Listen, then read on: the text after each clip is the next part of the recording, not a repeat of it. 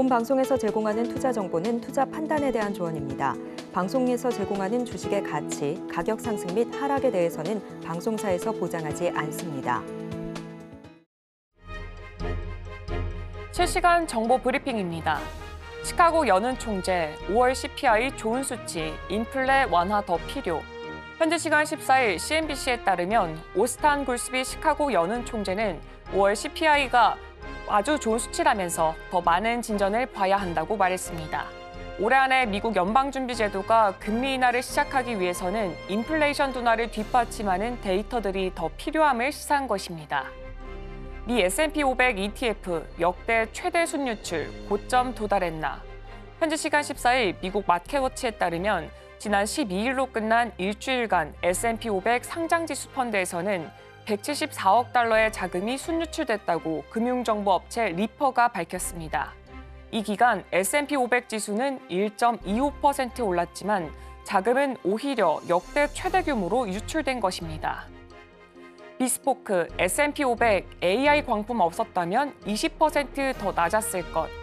현지 시간 14일 미국 와티워치에 따르면 비스포크 인베스트먼트 그룹은 AI 광풍이 S&P 500 지수 상승에 어느 정도 영향을 미쳤는지 분석했습니다. 비스포크의 분석가들은 S&P 500 내 AI 테마 주식을 출연해서 하나의 바구니로 묶었더니 시가총액이 20조 7천억 달러에 달했다고 평가했습니다. 이 바구니에 있는 AI 관련주 중 50개 중 30개가 S&P 500에 속해 있었습니다.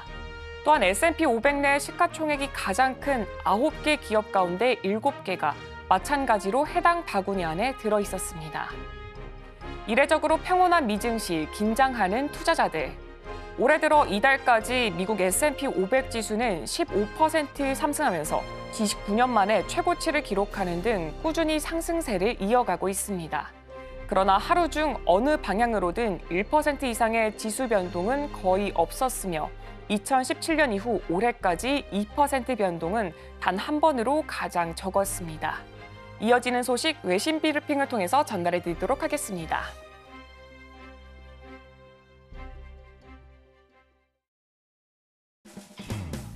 네, 여러분의 성공 투자를 책임지겠습니다. 안녕하십니까. 증시7 진행의 오은비입니다. 네, 전 거래일 우리 지수, 코스피 지수가 4거래일 연속 상승하면서 연내 최고치를 만들어냈습니다.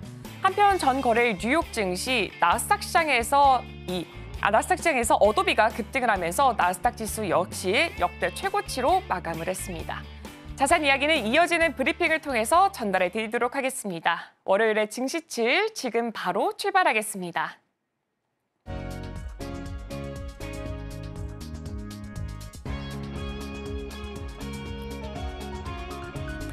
네, 먼저 뉴욕 증시 3대 지수부터 전달해 드리도록 하겠습니다. 금요일에 뉴욕 증시 3대 지수, 나스닥 지수가 5거래일 연속 상승 흐름을 이어가면서 역대 최고치로 마감을 했습니다. 그럼 자세하게 지수 상황부터 살펴보도록 하겠습니다. 네, 먼저 나스닥 지수는 0.12% 상승하면서 마무리했고요. S&P 500 지수, 다우 지수는 소폭의 하락세를 보이면서 마무리를 했습니다. 엔비디아, 애플, 브로드컴에 이어서 또 다른 기술주인 어도비가 인공지능 역품으로 급등을 하면서 나스닥 지수는 5거래일 연속 역대 최고치를 기록하고 있습니다. 어도비는 생성형 인공지능 기능을 접목한 이 제품 수요에 힘입어서 2020년 이후 4년 만에 최대 실적을 달성을 했습니다. 이로 인해서 금요일 어도비의 주가는 14% 이상 급등을 했습니다. 또 다른 종목별 주가 흐름을 보면 엔비디아는 1.7%대에 올랐습니다. 엔비디아는 10대1 액면 분할 이후 견조한 흐름을 보이고 있습니다. 반면에 애플은 0.8%, 테슬라는 2%대 하락 마감했습니다. 한편 미시간대에 따르면 6월 소비자 심리지수 예비치는 65.6으로 집계가 됐습니다. 이는 지난달보다 3.5포인트 하락했으며 7개월 만에 가장 낮은 수준입니다. 1년 기대 인플레이션 예비치는 3.3%로 전월 수준이었고 5년 장기 기대 인플레이션 예비치는 3.1%로 지난달 3%에 비해 소폭 상승했습니다. 이어서 시장에 영향을 줬던 소식부터 전달해 드리겠습니다. 네, 지난해 중국 자동차 제조업체들이 처음으로 세계 판매량 순위에서 미국을 넘어서 3위를 차지했습니다. 일본이 1위, 유럽이 2위를 기록했습니다. 블룸버그 통신은 13일 자토 다이나믹스의 자료를 인용해서 이 비아디를 포함한 중국 자동차 업체들이 지난해 전 세계에서 1,340만 대의 신차를 판매, 포드와 쉐보레 등 미국 자동차 업체들의 1,190만 대 판매량을 넘어섰다고 보도했습니다. 이 중국 업체들의 판매량이 미국을 앞지른 것은 이번이 처음이며 이는 글로벌 자동차 시장의 판도가 변화하고 있음을 시사하고 있습니다. 이 중국 자동차 제조업체들의 주문율은 중국과 유라시아, 아프리카 지역에서 크게 증가한 것으로 나타나고 있습니다. 상하이 자동차와 지리 자동차는 유럽과 호주 시장에도 진출했습니다. 이 자토 다이나믹스의 애널리스트는 기존의 자동차 업체들이 판매 가격을 계속해서 인상하면서 소비자들이 상대적으로 저렴한 중국산 자동차로 눈을 돌리게 됐다고 분석했습니다. 다음 소식 전달해드리겠습니다. 네, 가상화폐 채굴업체들이 중국을 떠나서 동남아로 몰리고 있습니다. 이는 저렴한 전기요금과 양호한 인프라 등의 이점 때문으로 분석되고 있습니다. 특히 라오스에서는 전력의 3분의 1 이상이 가상화폐 채굴에 사용되고 있습니다. 14일 블룸버그 통신에 따르면 말레이시아 마니스의 한 산업단지에서는 지난해부터 채굴업자들이 입주해서 1,000개 이상의 채굴기를 가동하고 있습니다. 이곳에서 가상화폐를 생산하고 있는 채굴업체 D2U의 소유주 피러팀은 중국에서 10,000개 이상의 채굴기를 운영했으나 2021년 중국 정부의 가상화폐 채굴 금지 조치로 인해 채굴장을 강제로 폐쇄당했습니다. 이후 피러팀은 탄중 마니스에 새 장업장을 열었습니다. 한때 중국은 세계 가상화폐 채굴량의 약 75%를 차지할 정도로 이 산업을 주도를 했지만 중국 정부의 가상화폐 거래 금지령으로 수천 대의 채굴기가 가동 중단됐습니다. 그 여파로 동남아 국가에서는 문을 닫고 방치된 쇼핑몰과 공장 등을 중심으로 채굴장이 늘어나고 있습니다. 피러팀은 동남아의 전기요금이 저렴하고 전력 공급 등 이 관련 인프라가 잘 갖춰져 있어서 채굴업자들에게 매력적이라고 설명을 했습니다. 다음 소식 전달해드리겠습니다. 네, 미 연방공개시장위원회 위원 중에 매파로 알려진 로레타 메스터 클리블랜드 연은 총재는 현지 시간 14일 금리 인하를 논의하려면 물가지표가 더 개선돼야 한다고 밝혔습니다. 메스터 총재는 미 CNBC 방송과의 인터뷰에서 최근의 물가지표 호전에 대해 환영할 만한 소식이라고 평가를 하면서도 아직 금리를 인하를 고려하기에는 충분하지 않다고 말을 했습니다. 또한 앞으로 몇 달 동안 더 좋은 지표를 보고 싶다며 물가 상승률이 둔화하고 단기 기대 인플레이션도 하락하기 시작해야 한다고 강조했습니다. 총재는 그런 지표들이 나타난 후에야 금리를 내리는 것이 적절하다고 판단할 수 있을 것이라고 덧붙였습니다. 한편 6월에 FOMC 회의 결과가 발표된 이후 제롬 파월 의장을 제외한 연준 인사 중에서는 메스터 총재가 처음으로 공개 발언을 했습니다. 다음 소식입니다. 네, 유럽연합이 지난 3월부터 시행된 디지털 시장법을 위반한 혐의로 애플을 기소할 것으로 예상된다고 현지 시간 14일 보도했습니다. EU 집행위원회는 애플이 앱 개발자가 수수료를 회피할 수 있도록 앱스토어 외부로 이용자를 유도하는 의무를 이행하지 않았다고 판단한 것으로 알려졌습니다. 이와 관련해서 EU 조사에 정통한 소식통 3명이 이러한 내용을 전달했습니다. 애플은 그동안 자사 앱스토어 내에서 사용자들이 상품을 구매할 때 자사 결제 시스템을 사용하도록 강제하며 최대 30%의 수수료를 받아왔습니다. 그러나 3월 디지털 시장법 시행 이후 애플은 유럽에서 자사 앱스토어를 우회해 개발자의 웹브라우저에서 앱을 다운로드할 수 있도록 허용했습니다. 또한 앱스토어 결제 시스템을 통한 거래 수수료도 최대 17%로 인하했습니다. 하지만 이러한 조치도 디지털 시장법 규정을 완전히 준수하지 못한 것으로 밝혀졌습니다. 일부 개발자들은 새로운 수수료 체계로 인해 더 높은 수수료를 부담할 수 있다고 주장했습니다. EU 집행위는 앞으로 몇 주 내에 애플에 대한 조사 결과를 발표할 예정이며 애플이 기소가 된다면 이는 디지털 시장법 위반으로 첫 번째로 기소되는 빅테크 기업이 될 것입니다. 최종적으로 애플이 위반한 것으로 결론이 난다면 애플은 전 세계 일일 평균 매출액의 최대 5%에 해당하는 금액을 벌금으로 부과받게 될 것이라고 전달했습니다. 네, 다음 소식입니다. 네, 미국 보잉과 유럽 에어버스가 구입한 티타늄 부품 중 일부가 가짜 서류로 인증받은 것으로 드러났다고 뉴욕타임스가 현지 시간 14일에 보도를 했습니다. 보잉과 에어버스는 이러한 사실을 확인했으며 해당 부품이 들어간 항공기들이 현재 운항 중임에도 불구하고 안전에는 문제가 없다고 밝혔습니다. 이 문제의 부품들은 미국 스피릿 에어로 시스템스에서 제작된 것으로 스피릿은 지난 1월 알래스카 항공에 보잉 737 맥스9 여객기 동체를 공급한 회사입니다. 이 항공기는 이륙 직후 비상구가 떨어져 나가는 사고를 겪은 바가 있습니다. 스피릿이 제작한 부품의 일부는 중국산 티타늄으로 만들어졌으며 이 티타늄은 가짜 서류를 통해 당국의 인증을 받은 것으로 확인됐습니다. 티타늄은 착륙 장치와 엔진을 날개에 고정시키는 장치 등 항공기 운항과 안전에 필수적인 소재입니다. 뉴욕타임스에 따르면 가짜 서류로 인증을 받은 불량 티타늄 부품은 이미 2019년부터 납품되기 시작했습니다. 다음 소식입니다. 네, 14일 캘리포니아주 플러튼 경찰국은 로스앤젤레스 인근 도로 교차로에서 교통사고 처리를 위해서 도로 일부를 막고 정차 중이던 경찰차에 이 파란색 테슬라 차량이 충돌했다고 밝혔습니다.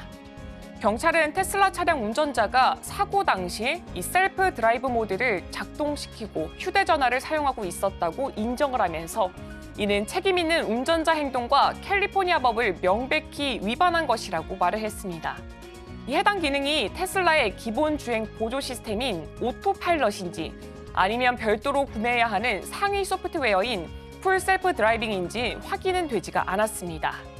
테슬라의 오토파일럿 관련 사고는 2015년 이 소프트웨어가 탑재된 이후 수백 건이 발생됐으며 2021년 베타 버전으로 출시된 FSD 관련된 사고도 수십 건 보고가 됐습니다.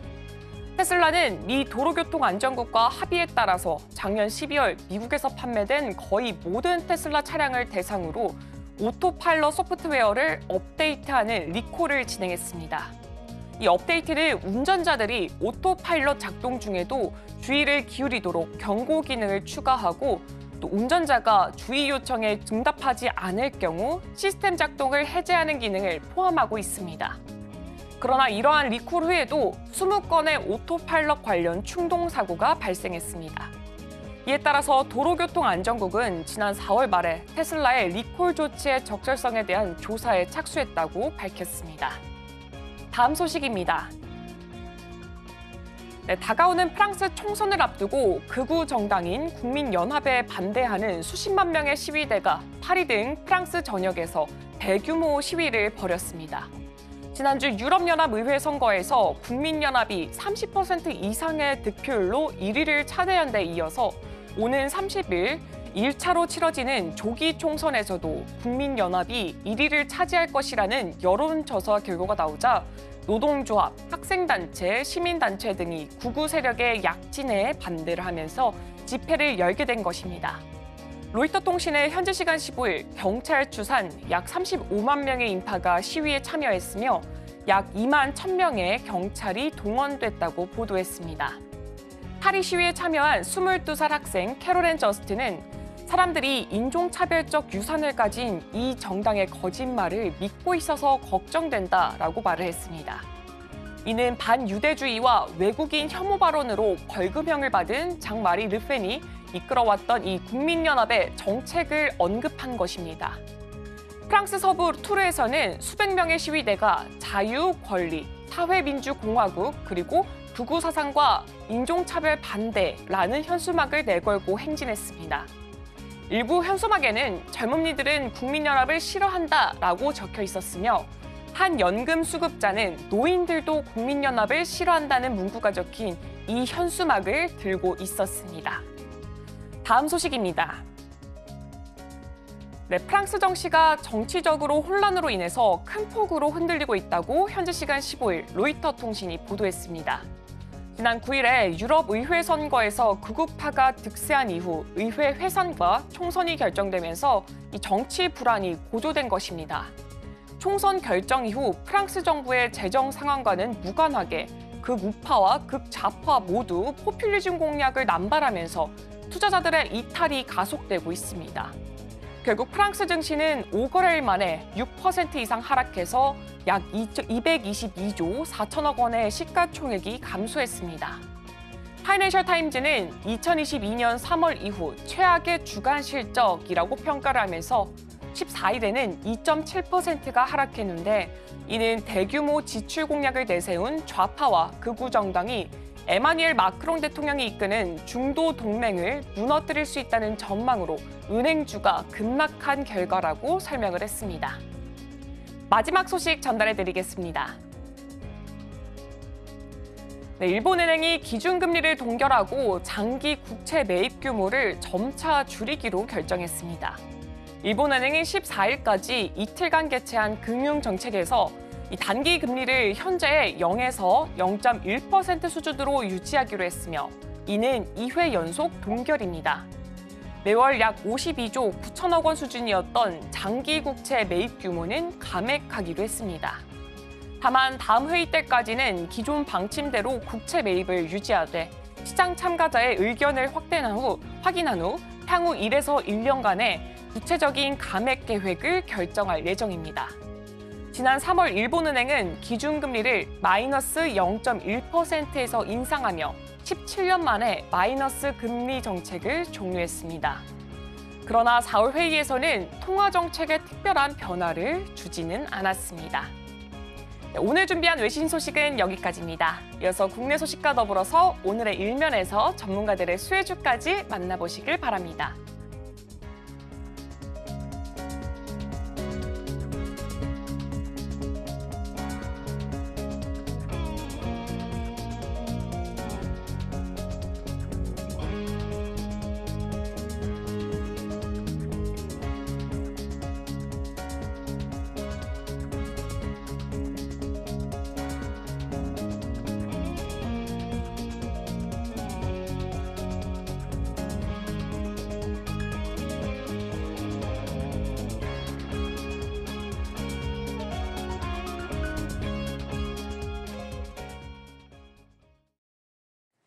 네, 서울경제TV 증시 7 조간 브리핑 시간입니다. 서울경제신문에서 발행한 이슈 전해드리는데요. 첫 번째 소식부터 하나하나 짚어보겠습니다. 화면 살펴보시죠.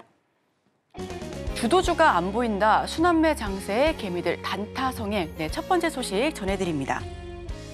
코스피 지수가 한 자릿수 상승률에 그치면서 지지부진한 흐름을 이어가고 있습니다. 데이 트레이딩, 즉 당일 매매가 다시 성행하고 있는 것으로 나타나고 있는데요.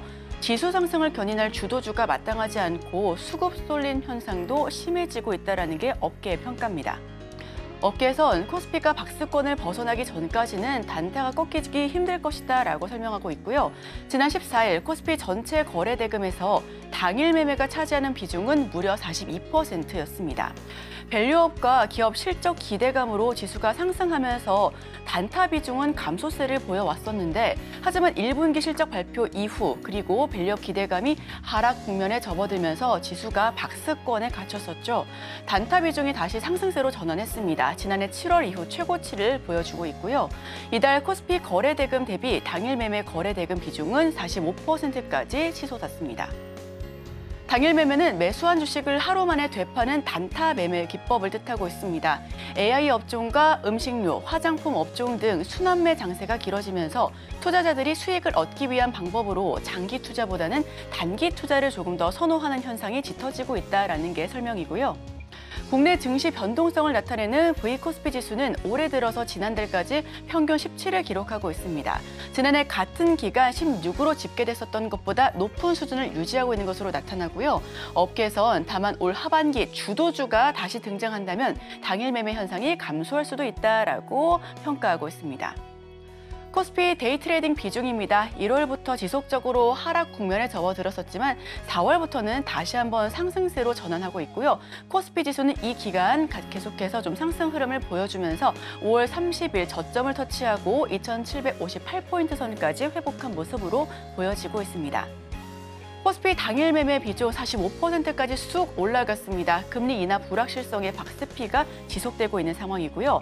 수급 쏠림 현상도 심화되고 있는데 이에 따라 증시 변동성도 증가되고 있습니다. 중장기 투자자는 해외로 발길을 돌렸는데 삼성전자 등 대형주 장세가 되어야 좀 줄어들 것이다라는 평가가 나오고 있습니다.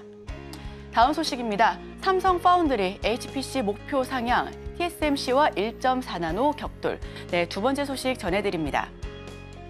삼성전자 파운드리가 2028년 고성능 컴퓨팅 즉 HPC 관련 매출 비중 목표치를 2배 이상 올려잡았습니다.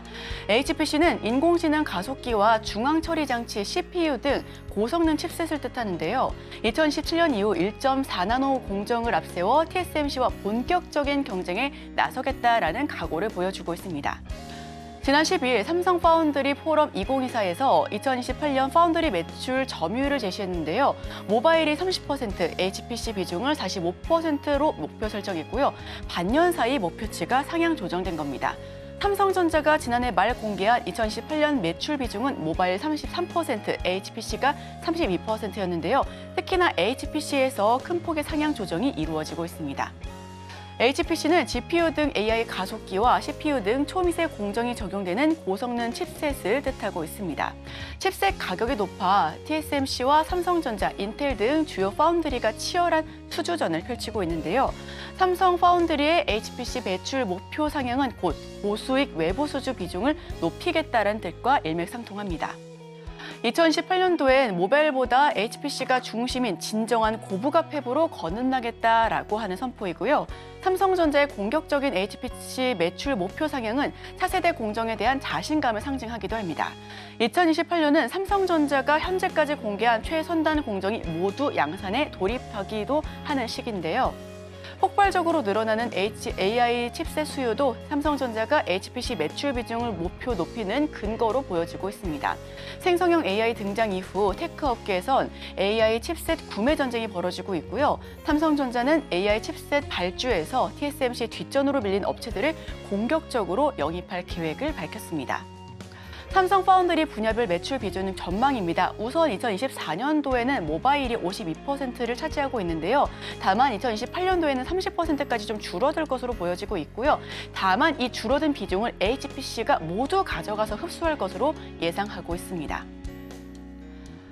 삼성 포럼에서 2028년 매출 비중을 발표했습니다. 올해 전망보다 2배 이상 높여서 45%로 올려잡았습니다. 파운드리 차세대 공정에 자신감을 보여주고 있고요. AMD 등에서 AI 칩셋 수주를 정조준하고 있다라는 설명 역시도 함께하고 있습니다.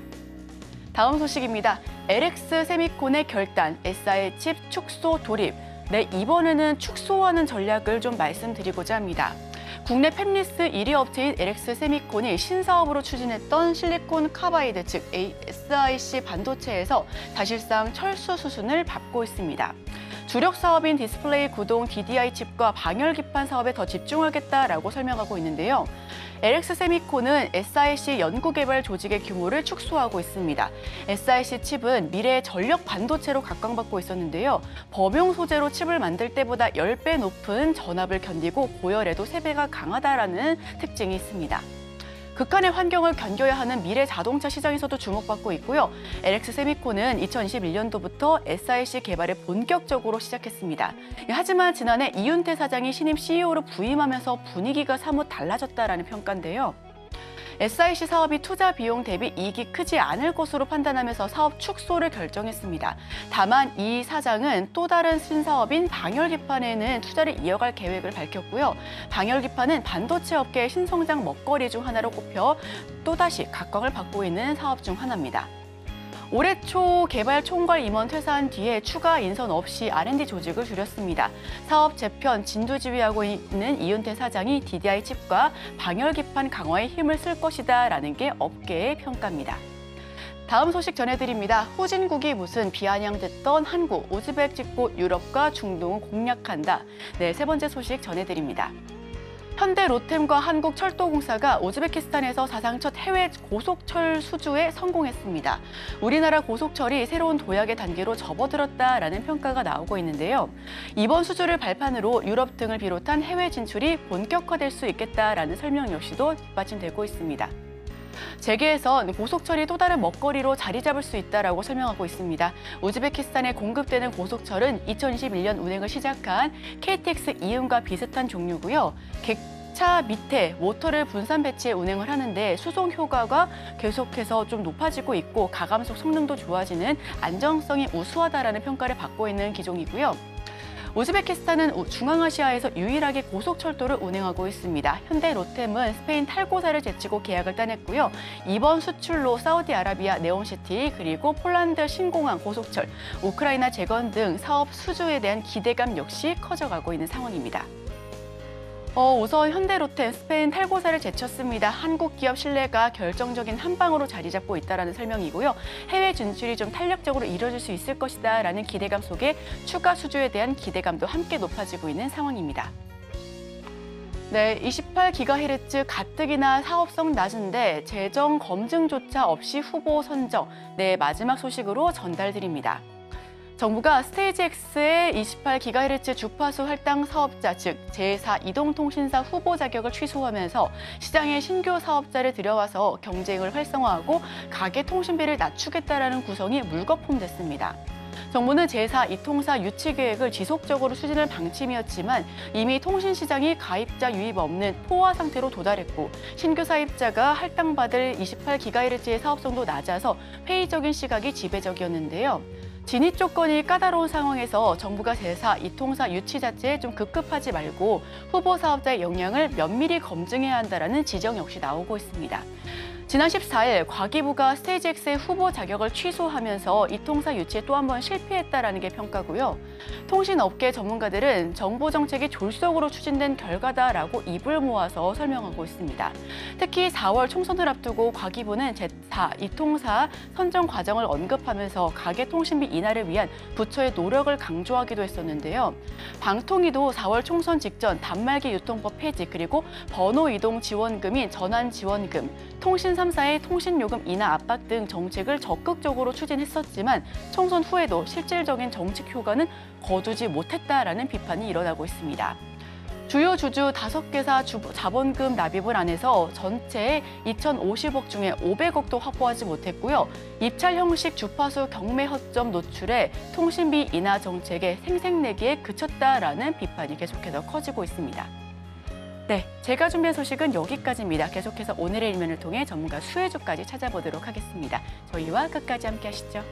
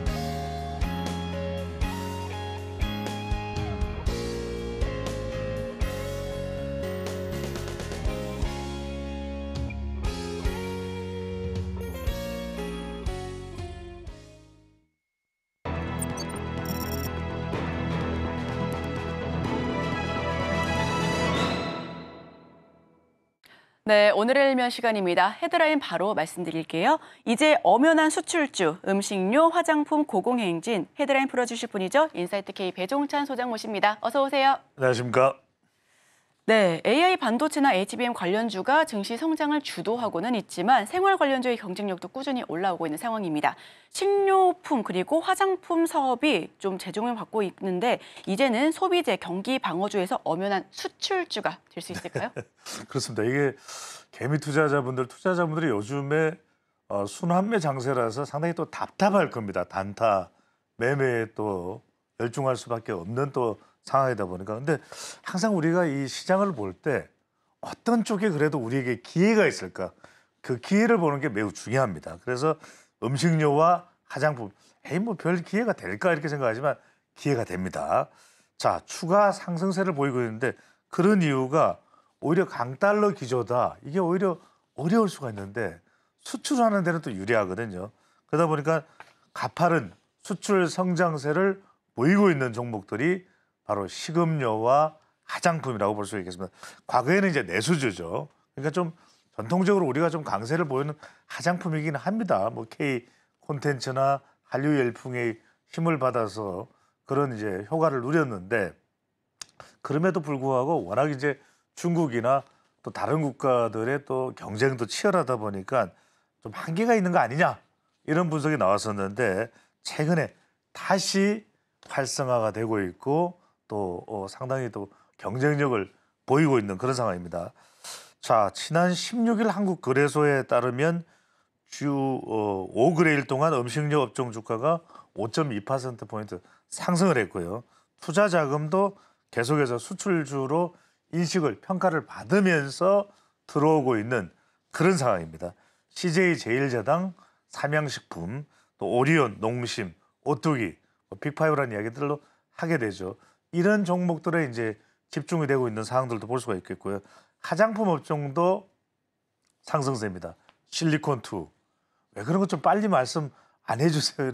이런 이야기들을 하시는 분들 참 많은데 저도 빨리 알고 싶습니다.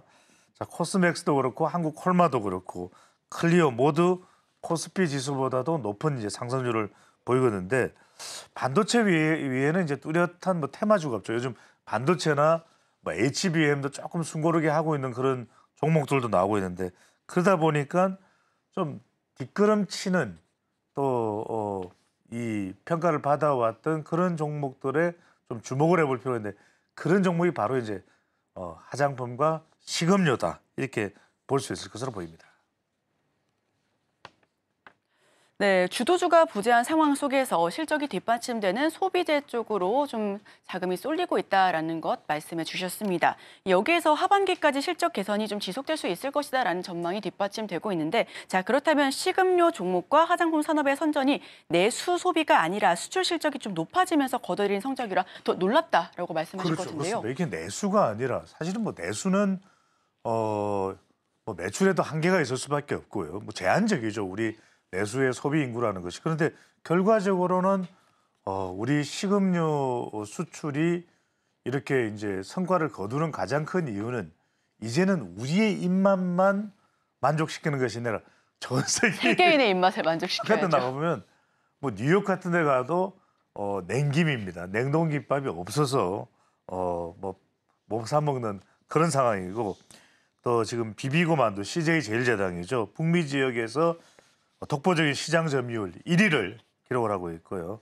또 냉동 치킨, 냉동 밥 매출도 수출 호실적입니다. 이제는 한국의 이른바 특정 상품을 거론하기는 그렇습니다만 이렇게 데워서 먹는 그런 밥들이 너무 인기입니다. 맛있다, 찰지다 이런 평가를 받고 있고 삼양식품은 계속 이 제품 이야기하다가 계속 반복이 되는데 불닭 볶음면입니다. 저도 네. 못 사 먹어요. 없어 가봐도. 네. 근데 이 해외에서 역대급 판매량을 기록하면서 지난해 역대 최고 해외 매출을 기록을 했습니다. 그러니까 이제는 국내 1위가 아니라 해외 1위 이런 평가를 받고 있기 때문에 화장품도 마찬가지인데 실리콘2 네, 제가 이제 빨리 아는 대로 빨리 말씀드리겠습니다. 지금 1월 달에 주가 지금 최근에 주가 뭐 5배, 6배 껑충 뛰어올랐기 때문에 지난해에 에코프로를 보는 거 아니냐 이런 말씀들을 많이 해주시는데 이따가 자세히 설명을 드리도록 하고 이 실리콘2가 올 1분기 미국 지역에서만 매출액이 전년 동기 대비 무려 195% 더 올라가서 535억 원을 기록했습니다. 우리가 뭐 화장품 그러면은 뭐 아퍼죠. 아모레 퍼시픽이나 또 뭐 그렇게 기억들을 뭐 LG 생건이나 이렇게 알고들 계시지만 반드시 기억을 해둬야 될 이름이 바로 실투입니다. 실리콘2. 자, 네덜란드 시장에서는 지난해보다 무려 524%. 이게 무슨 이야기입니까? 132억 원의 매출에 금액상으로 아직 크지는 않습니다.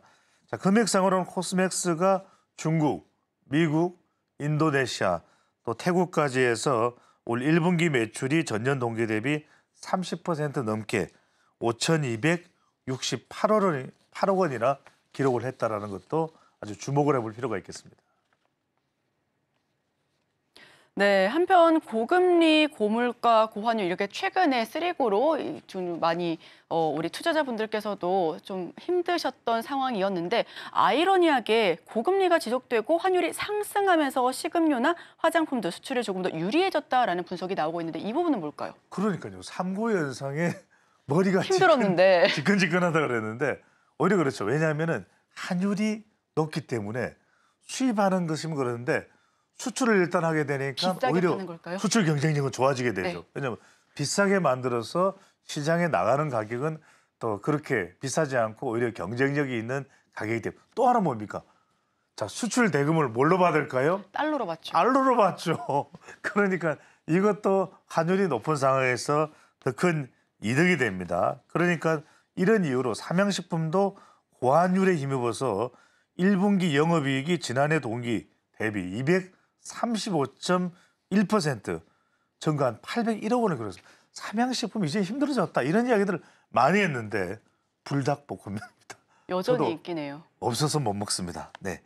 여름에 접어들면서 이제 음식료와 화장품 업종 인기는 이제 새로운 또 국면에 접어드는데 이게 또 하나 이제 새로운 또 아이템이 등장합니다. 대구와 울산 너무 덥죠. 이러다 보니까 지방에서부터 폭염주의보가 나오니까 빙가류 이야기도 나옵니다. 그러니까 이제 빙글에 롯데 웰푸드, 크라운제가 크라운 혜택홀딩스도 있는데 여러분 이거 아십니까? 브라질이나 이런 나라에도 우리나라 아이스크림이 난립니다. 그러니까 빙가류가 아시죠? 네. 빙가류까지도 지금 이제는 수출이 상당히 큰 실적을 거둘 수밖에 없는 상황이고요. 또 자 덥다 보니까 이전에 그도 뭐 발라야 됩니까? 자외선 차단제 자외선 발라야죠. 차단제 바른 선크림입니다. 그러니까 화장품 중에서도 우리나라 선크림이 좋다고 정평이 나 있습니다. 그러다 보니까 선크림 요새는 편리하게 이제 선스틱까지들 사용을 하거든요. 그러다 보니까 이런 제품들까지 포함하니까 전 세계 올해 유난히 덥다 폭염 이야기가 나오고 있는데 선진 뷰티 사이언스도 그렇고 또 코스메카 코리아도 상당히 좀 주가가 좀 오르고 탄력을 받고 있는 상황이다 보니까 여러분들 참고해서 주목을 해보실 필요가 있겠습니다. 네, 말씀해 주신 것처럼 음식료, 화장품 업종이 계절적인 수혜 역시도 받을 수 있을 것으로 보여집니다. 자, 그렇다면 수출 실적이 정말 그야말로 터지면서 식음료주와 화장품 종목이 조금 더 주목을 받을 수 있을 것으로 보여지는데요. 많은 분들께서 이미 그래도 많이 올라간 거 아니냐라고 생각할 수 있겠지만 그래도 여기서 더 올라갈 종목을 좀 찾아봐야죠. 그렇습니다. 바로 그런 기회를 여러분들에게 참고로 소개를 해드립니다. 자, 이미 뭐 우리가 알고 있는 CJ 제일리더나 빅5는 오를 때로 좀 많이 올라갔다. 이럴 때 저는 좀 눈여겨볼 수 있는 건강 쪽에 조명이 되고 있는 바로 대상입니다.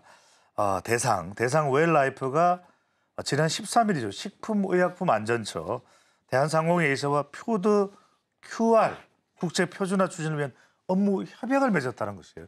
이게 왜냐하면 푸드 QR이기 때문에 이렇게 QR을 찍기만 하면은 어디 원산지가 어딘지, 재료가 뭔지, 또 건강에 대한 효과는 뭔지, 내용물은 뭔지를 모두를 확인할 수 있는데 이 대상과 업무 협약이 이루어졌다는 것은 그만큼 주목받는 기업으로서 인정을 받는다라는 것이거든요. 그리고 또 하나 중요한 것이 DASH 바로 미국 국립보건원이 고혈압 환자에게 적극적으로 권장하는 식단이라고 합니다.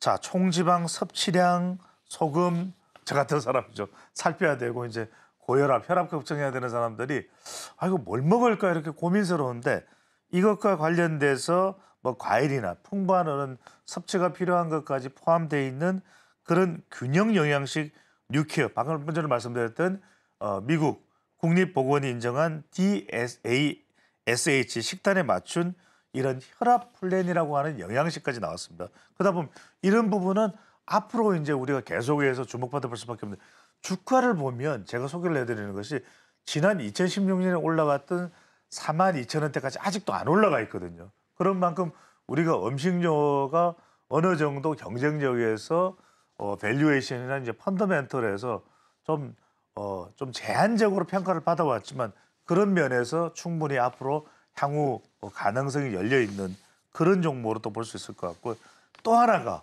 왜 이거 이야기 안 해주세요? 저도 빨리 말씀드리고 싶었습니다. 실리콘2입니다. 네. 화장품 화장품 업계의 에코프로 아니냐 이런 얘기가 나오는데 정말 이거부터 바로 말씀드릴게요. 자, 주가가 1월 달에 7,830원이었는데 지금 뭐 6배 이 정도 뛰었습니다. 그러다 보니까 정말 저때 많이 투자했던 사람들이 지금 뭐 아예 이야기를 안 한다 그래요. 누구한테 이야기하면 또 밥 사달라는 또 소리를 들을까 봐. 네. 그 정도로 이제 실리콘2가 주목받고 있는데 그런 이유가 있습니다. 이게 왜 아모레퍼시픽이나 LG생활건강이나 이런 기업들이 더 주목받아야지 무슨 이야기냐 이렇게 생각하실 텐데 이게 자사 플랫폼을 통해서 전 세계 169개 국가의 K뷰티 브랜드 제품을 수출하는데 국내 화장품 수출 유통업체 중에서 해외에 이렇게 운영하는 물류 시스템을 확충한 유일한 회사입니다. 그러니까 전 세계의 시장 다각화를 아예 처음부터 플랫폼으로 이미 설정을 해놓은 회사. 정말 아이디어가 너무나 빛나는 회사인데 지금 여기뿐만이 아닙니다. 베트남, 러시아, 법인까지 중동 시장까지. 중동 같은 경우에 선크림, 선스틱 더 잘 나가겠죠. 정말 여러분들이 앞으로 주목해 보실 기업이 그러면 이게 상당히 거품이냐? 그렇지 않을 수도 있다라는 점에 참고와 주목을 해볼 필요가 있겠습니다. 네, 오늘 두 가지 종목 말씀해 주셨습니다. 첫 번째 종목은 대상, 그리고 두 번째 종목 실리콘2 말씀해 주셨는데요. 우리 시청자 여러분들께서도 오늘 시장에서 꼭 눈여겨봐 주시면 좋겠습니다. 지금까지 인사이트K 배종찬 소장과 함께했습니다. 오늘 말씀 고맙습니다. 감사합니다.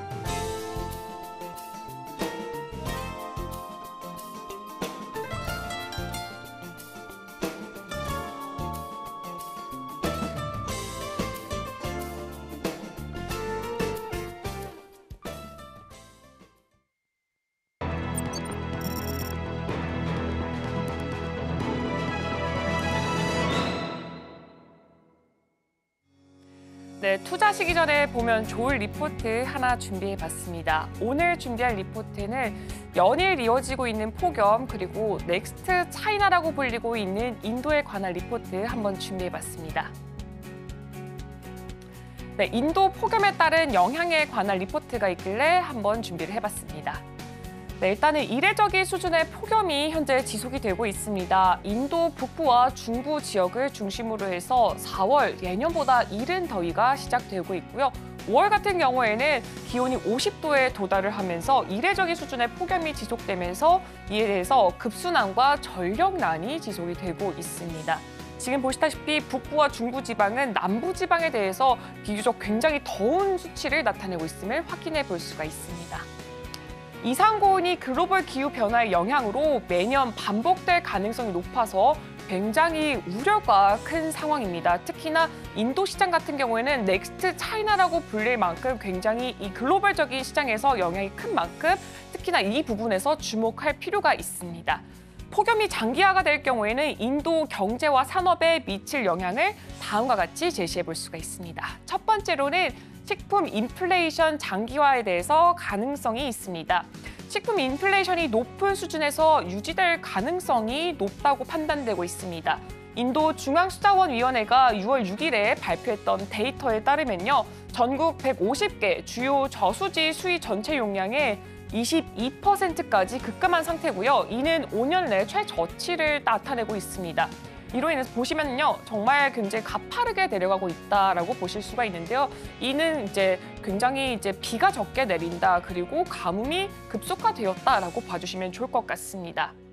계속해서 감소할 경우에는요, 채소와 곡물류 등과 같이 이 농작물 수확까지도 영향을 끼칠 수밖에 없습니다. 식품 가격의 상승세가 지속되는 요인으로 꼽힐 수가 있는데, 이 식품 가격 같은 경우에는 인도 경제에 굉장히 중요하게 영향을 끼치고 있습니다. 모디 총리가 이번에 표심을 크게 얻지 못했던 이슈 중에 하나로 꼽힐 만큼 이 높은 시국 가격은 중요한 이슈로 꼽히고 있습니다. 식품 인플레이션 장기화에 대해서 이제 5월에 기준 헤드라인 CPI와 코어 CPI는 각각 YOY 대비했을 때 4%대 그리고 3%대 상승한 것을 확인할 수 있는데요. 그만큼 완만한 하락세를 이어지고 있습니다. 하지만 식품 가격은 YOY 대비했을 때 7.8%로 전월 수준을 계속해서 유지하고 있습니다. 그래서 이제 만일 식품 인플레이션이 완화되지 않을 경우 민간 소비 모멘텀이 약화될 수밖에 없습니다. 두 번째로는 전력난 발생이 우려될 수가 있습니다. 높은 기온에 따른 냉방 전력 수요가 높아질 수밖에 없습니다. 4월에서 5월 전력 소비량이 각각 YOY 대비했을 때 10% 그리고 14%가 증가를 했습니다. 5월 30일 같은 경우는 일일 최대 전력 수요가 250기가와트로 역대 최고치를 기록을 했습니다. 특히나 5월 같은 경우 이른 더위가 찾아왔다라는 말이 굉장히 뉴스에서 타이틀을 많이 차지를 했었습니다. 6월 1일부터 6월 11일 평균 최대 전력 수요는 231.9기가와트로 전년 동기에 대비했을 때는 9%를 상회를 했습니다. 전력 수요 상승세는 지속될 전망이다라고 보여지고 있습니다.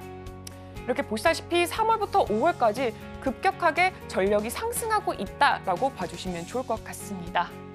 수요는 증가하는 반면 수력 발전 부진과 화력 발전소 가동 지연 등의 원인으로 공급량만큼은 제한적인 모습을 보여지고 있습니다.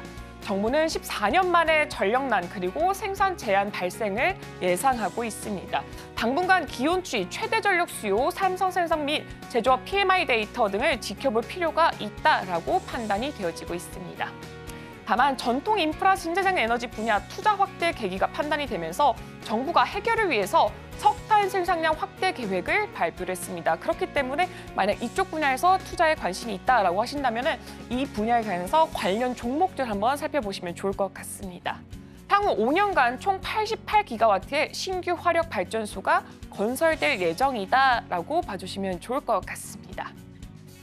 이는 인도 에너지원별 발전 용량 비중에서 66%를 차지하는 게 바로 화력 발전인 만큼 관련 종목들, 건설이라던가 화력, 그런 관련된 종목들 함께 봐주시면 좋을 것 같습니다.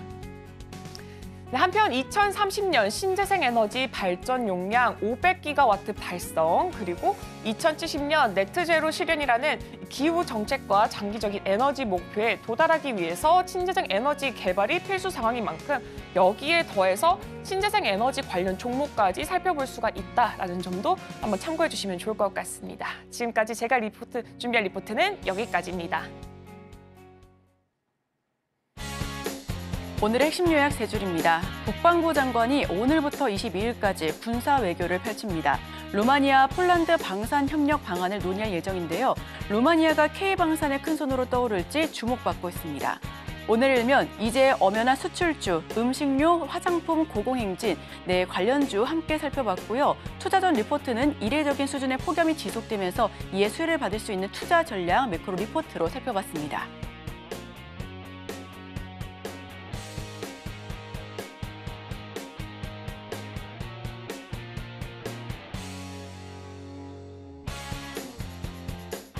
네, 저희가 방송 중에 제공해드린 정보는요, 투자 판단에 대한 참고 자료일 뿐 해당 종목의 가치 또는 상승률을 보장하지는 않습니다. 네, 잠시 후 증시팔 오늘의 승부주가 방송됩니다. 승부주에 대한 다양한 힌트와 함께 전문가 인사이트까지 함께 하실 수가 있으니까요. 끝까지 살펴보시길 바랍니다. 네, 저희가 준비한 소식은 여기까지입니다. 저희는 내일 이 시간에 또 찾아뵙도록 하겠습니다. 함께해 주신 여러분, 오늘도 고맙습니다.